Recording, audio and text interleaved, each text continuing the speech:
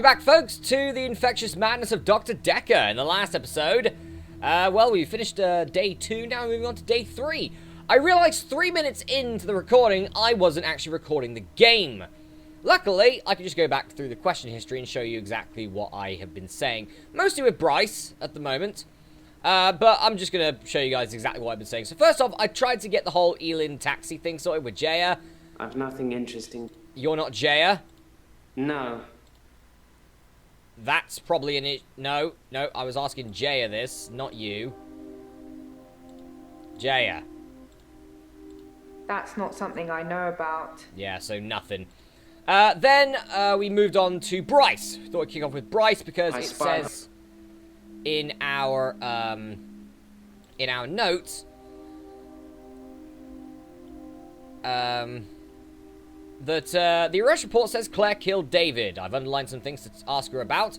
I wonder if Bryce buried David. What happened with Ben? Ask patients about the paper spikes. So much to do today. So, we go with, did you bury David? I'm actually a classically trained pallbearer. There are a lot of health and safety considerations. Not everybody can do it. Well, properly at least. Occasionally I step in if the funeral director is short-shouldered.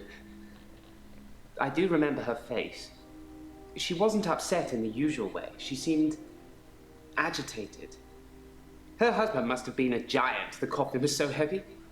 I remember because aft port side sprained his ankle. That and he wasn't lifting correctly.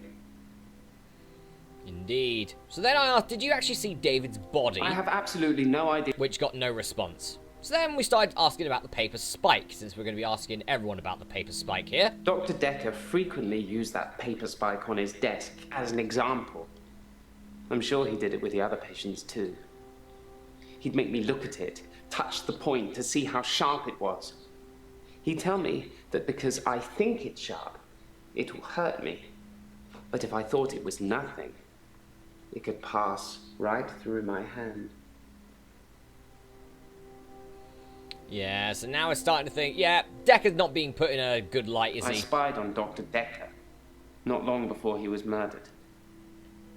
I'm not sure I should tell you what I saw in his basement. Indeed. And what did you see in Dr. Dekker's basement? It really didn't come up with anything about about his basement, but more stuff about Dekker, pretty much. I'd been feeling uneasy with Dr. Dekker for some time. I mentioned how he'd changed before, so I began spying on him at home. One night, the basement door was open, and Dekker was returning upstairs. I skipped past him, and there she was, a girl. It was difficult to tell, it was dark, and she was chained. Indeed, so that's where we got up to, so very, very uneasy. A girl? I don't know what you're getting at. Never mind. Why was she chained up? I don't know. Yeah, we don't know.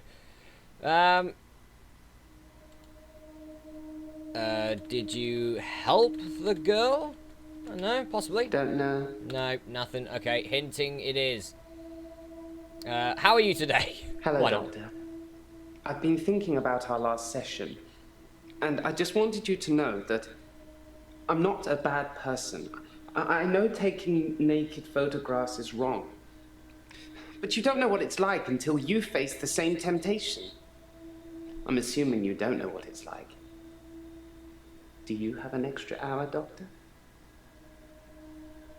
No, I don't have an extra hour. Also, if I had that temptation, I'd just go, see you bye, no. Because that's just weird. Thank God for that. There's someone else in my hour. A hooded figure.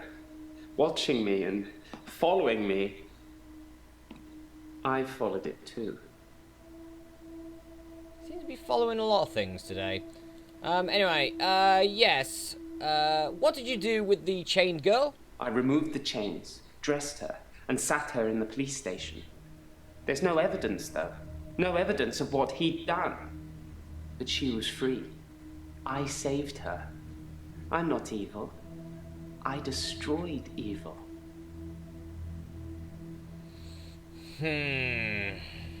If you're saying that Dr. Dekker's evil and destroyed evil, does that mean you... Did you kill Dekker? No, we don't get to know that, I guess.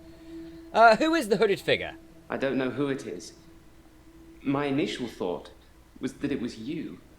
That I told you about my affliction and somehow you'd got it too. Now I think maybe it's the military or some organization that wants to use the hour themselves. Maybe it's Dr. Dekker risen from the dead. I need to talk to you about him. Okay, where... Because you said you followed him, so where did you follow the hooded figure? Whatever it is that's following me, it doesn't want to catch me yet. If I move towards it, it runs away.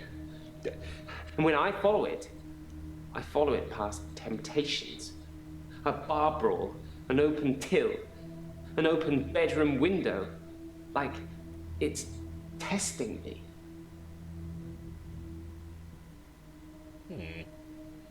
Indeed. Tell me about the bar brawl. I split the brawl up. Good for you. Tell me about the open till. I did nothing. I'm not stealing anymore. Good. I don't even want to ask this, but the bedroom window? I looked in. Ah.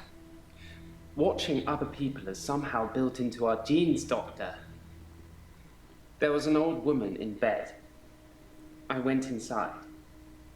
Her bed covers were smoking. I think she'd fallen asleep holding a cigarette. I took the covers and put them in the bath. She'd have died otherwise. And no, I didn't take any pictures. Okay. Well done, I guess. Oh, that could have got a lot worse. Please tell me that day 2 is the only day that Bryce gets creepy. Why would the military be following you? Good point. I'm surprised I haven't been approached earlier. I mean, my skills and the military. Special ops would be a breeze, wouldn't it? Waltz in past everyone during the midnight hour.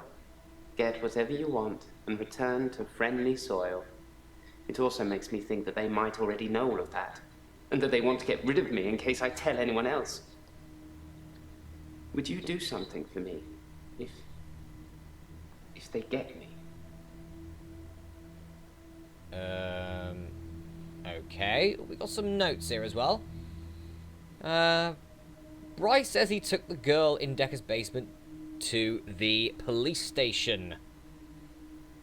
That's true, yeah. Did the police do anything? Is that supposed to mean something? Okay, never mind. Here's worth a shot. Yes, I'll do something for you. Would you tell Jessica? I love her. She didn't really know me that well, but I did love her. And also, there's a hard drive in the bottom drawer of my drinks cabinet. Please destroy it. Please, don't look at it. We got registrar achievements. Okay. I'm just going to ask, what's on the hard drive? I could probably guess. There's a hard drive with all the pictures I've ever taken on it. The one in the bottom drawer of my drinks cabinet. Don't let Jessica see it. Well, here's a good idea. How about you destroy it? You know, before the military comes and gets you. You bleeding destroy it, mate. Right? You don't want to be that person. You don't want to be evil. You get rid of it. I ain't getting rid of it for you. You can get rid of it yourself, mate. Right. Yeah, have you seen Jessica again? Jessica is a beautiful woman. I've not spied on her since the incident we talked about. Good. I have real feelings for her, Doctor. We've never connected. Well, take some steps to make that connection, or if there's no chance of that, cut loose, you know. That's pretty much it. Maybe you should try talking to Jessica. Thank you, Doctor. Thank you.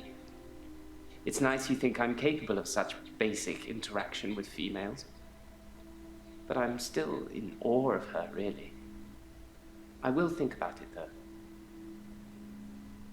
We might as well. Why not? Why not? Right. Let's move on to Claire. We're done with Bryce for the moment. Let's go to Claire. How are you today, Claire? I've been to the lake house regularly, keeping an eye on David. I saw the girl again, the one I told you about. She was playing outside. Okay. Bryce says that David is dead. I'm not sure what you're trying to add. David is dead. If David doesn't exist, then that means that I really did kill him. He really is buried, and I really should be going to prison for a very long time. That just doesn't seem right to me.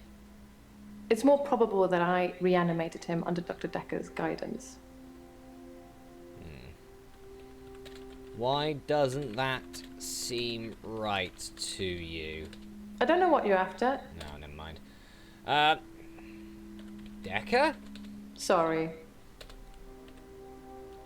What did Dekker ask for you to do? That's not relevant. No, for God's sakes. Claire, you're always a difficult one. Do you know anything about the paper spike yet? A paper spike is an odd thing to use as a weapon. I suppose if it went directly into the heart, it might work. Or through his eye, or perhaps through the ear into his brain. Or was it just a frenzied, bloody mess of a murder? Do you know, Doctor? No, I don't know. Try asking me something. No, for God's sakes. Right. Have you seen your arrest report yet? It makes for interesting reading, doesn't it? I can tell you're dying to ask me about it. Fire away. She seems a bit happy today. I'm not sure why. You said you killed David in your report. That's what it says. I can see you're confused. The police say that David is dead, fatally wounded when I stabbed him. The coroner says that David is dead. Everyone says that David is dead. There was even a funeral. But I know he's alive. How is he alive? You tell me. What could possibly explain that? Nothing could explain that. He's not a bloody zombie. Yes, he did come back to life, but he's not a zombie. He looks like he always did. Just his mind is encumbered. There's no way back. Mind games achievement. Lovely. We got any more notes? No. Right, so what response have we got? How is he's not a bloody zombie? Yeah, he is. Yeah, how could you have a funeral if David isn't dead? He's buried at Hanley Church. You can go see for yourself. There's even a headstone. One of your other patients was a pallbearer. I never forget her face. You should ask him. I've already asked him. Is David's body in the coffin? Or what's a bopdy? Ugh, in the coffin. There you go. Oh. I don't know anything about that. Well, sure you bleeding do. Which patient was a pallbearer? Bryce was a pallbearer for David. He's also a gravedigger, I believe. Yes, we knew that. How do you know Bryce? Smuggling a body out of a funeral can be difficult. Unless you pay the right people. Oh, God. Right. I should tell Bryce that Claire has been smuggling bodies. Indeed. I think I should. Bryce, my man! Claire has been smuggling bodies. Nothing, apparently, on that. Ah, well, okay. He doesn't really care. Lovely. Right, moving on. Ah, okay. Did you intend to fatally wound him? David wanted to have a talk about our relationship. Not something any married person wants to hear. He said he'd been with Iris for about a year and that he loved her. He said he didn't love me anymore. Which I know is a lie. You don't just fall out of love with somebody. I reacted badly. I grabbed the nearest weapon I could find, which happened to be the steak knife, and stabbed him with it. There was so much blood. I instantly regretted it. So, I fixed him.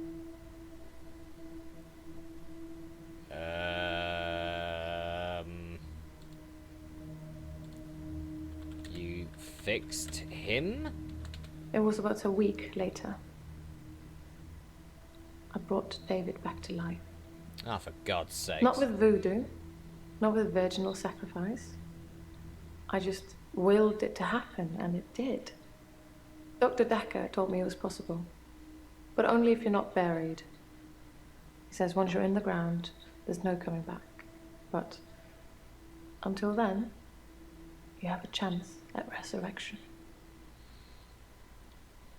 No, the only chance you have at resurrection is the Lazarus effect, which has been medically stated that it can happen, but I don't believe, you know, going from dead person who has been in like a, what, the police have said he's dead, the coroner said he's dead, to then be like, hey, I'm David, hello, hello, yay. No, that just doesn't happen. Did you resurrect David? Yes, resurrection. But now that I've seen the results, I don't think there's anything holy about it. I think reanimation is more an accurate term. Like, I'm an evil necromancer raising things from the dead. That's just weird. That is just weird. What are the results of David's resurrection? I think his brain was already decaying during the week that he was dead. Important bits. So when I brought him back to life, I didn't heal him completely. Just gave him life in the state he was in. I mean, he's hunting and killing things and trying to roast them on fires he can only light with matches, but that's about it. He's your basic Neanderthal. So I have a problem. Okay, what's your problem? Ooh. I'm being charged with murder because the police don't know he's still alive, and I can't get David to vouch for me for obvious reasons. Because he's dead. I think it would raise quite a few more questions than answers, which is why I'm hoping that you would be able to help me.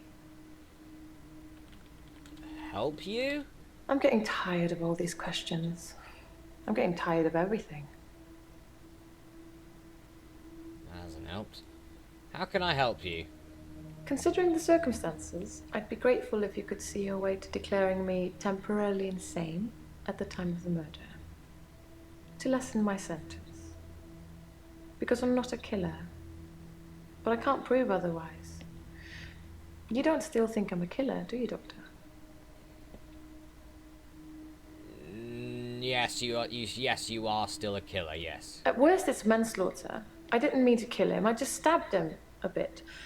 And although he was dead for a week, I brought him back to life. Does this mean you won't help me? Was I temporarily insane? Yes, you were. Insane. You still are. Thank you, Doctor. That's all I needed to hear. From you or Dr. Dekker. But Dr. Dekker wouldn't do that for me. He wanted something else. Okay. What did Dekker want? Dr. Dekker teased me mercilessly about my alleged ability. He didn't believe I'd reanimated David. Once, he presented me with a dead mouse and commanded me to give it life again. I didn't, of course. It's not something I'd throw around lightly. He changed his mind about me eventually. And then he mentioned the girl. Oh no. The girl? I don't know, Doctor. Okay, never mind. What girl did Dr. Dekker mention? He told me he'd locked up a girl in the basement of his house. just for me, and he asked me to reanimate her. It was Iris. I said I couldn't reanimate something that wasn't dead, and he said that wouldn't be a problem. So I agreed. I just played along. I was hoping it wasn't real. I assumed it wasn't real. But he was offering me what I wanted, a temporary insanity diagnosis. Okay. Claire says the girl in Dr. Dekker's basement was Iris. Okay, that'd be certainly interesting, I guess. Ugh. What changed Dr. Dekker's mind about you? Dr. Dekker asked if I could prove David wasn't dead, so I took him to the lake house. He saw that I was telling the truth. I can take you to see him too, if you like. Would you like to see David, Doctor? Against my better judgment, yes. Very well. In our next session. Okay, fine. Fine by me. Did you help Iris? It didn't happen. Dr. Dekker called me from his house to cancel. He was furious. He said that Iris had escaped, and he blamed me for it. He said that I must have set her free after he told me about her. I knew it was all lies anyways. He was obviously titillating himself by reprimanding me. He knew I'd never want to speak to Iris again, so I couldn't prove it either way. Yeah, well, Bryce saved Iris.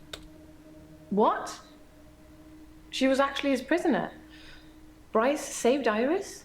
So, that's 2 favors I owe Bryce now. And Iris?